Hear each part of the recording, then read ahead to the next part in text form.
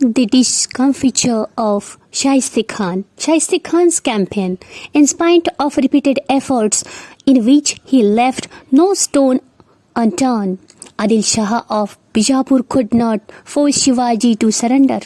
Every Sardar of Bijapur who was sent against Shivaji was defeated.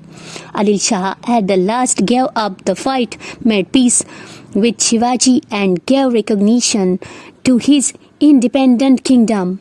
Shivaji thus had peace for some time on his southern border. In the meanwhile, constant Mughal attacks from the north had practically ruined Maharashtra. Shivaji therefore turned his attention northwards and carried out raids in the territory of the Mughal Emperor Aurangzeb. This enraged Aurangzeb, and he sent Shaistakhan, his uncle, to deal with Shivaji and teach him a lesson. Shaistakhan, with a huge army of 75,000 men and hundreds of elephants, camels, and pieces of cannon, marched on Pune. On the way, he captured the towns of Shirwal, Shivapur, Saswad, and finally laid siege to the fort of Purandar. Nothing could stop his advance, but once the Maratha army surrounded him in a mountain pass, the Maratha troops moved very fast on their swift Bhimthadi ponies. They also travelled very light. They could traverse the hills and valleys in the shortest possible time on army rations consisting of onions and bajra bread. This type of warfare, perfected by the Marathas, was unknown to Shaistakhan, tired of the continuous harassment by the Maratha troops.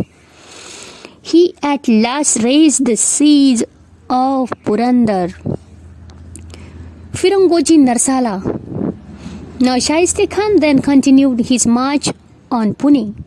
First he captured the fort of Chakan.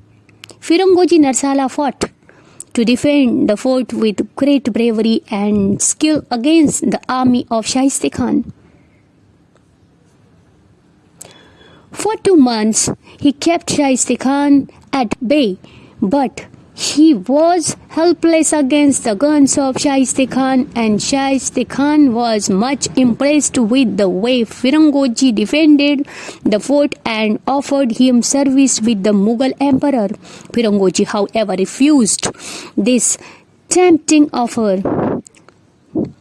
Now Shaistakhan in Lal Mahal. Shaistakhan came to Pune and made Lal Mahal Shivaji's residence his headquarters. 1 year passed, then another year. Shaistakhan would not leave Pune.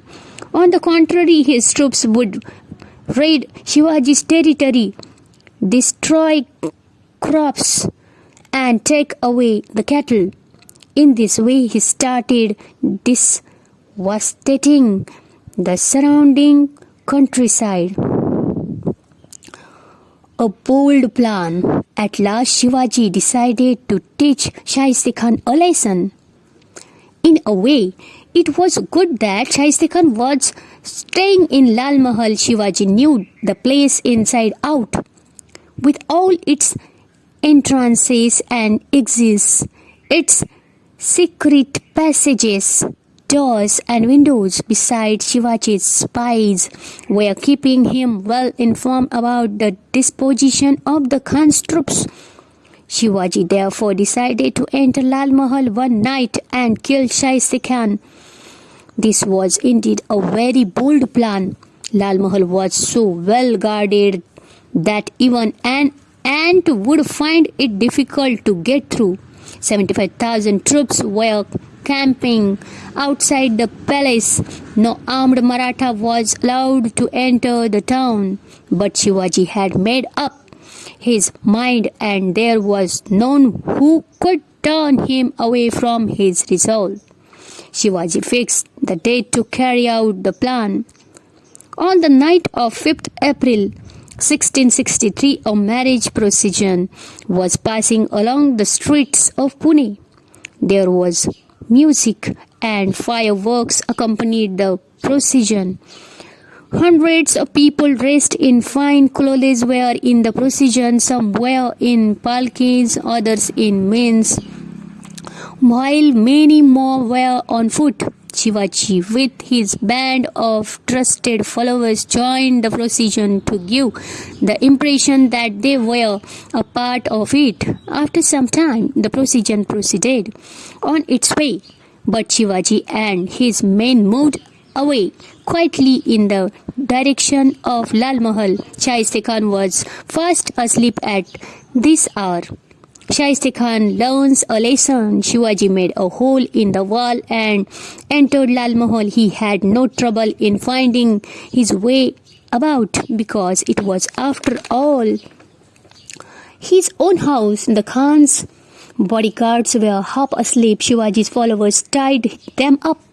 Shivaji went deeper inside. Suddenly, someone rushed at him with a sword. Shivaji killed him. He thought it was Shaistakhan, but it was his son.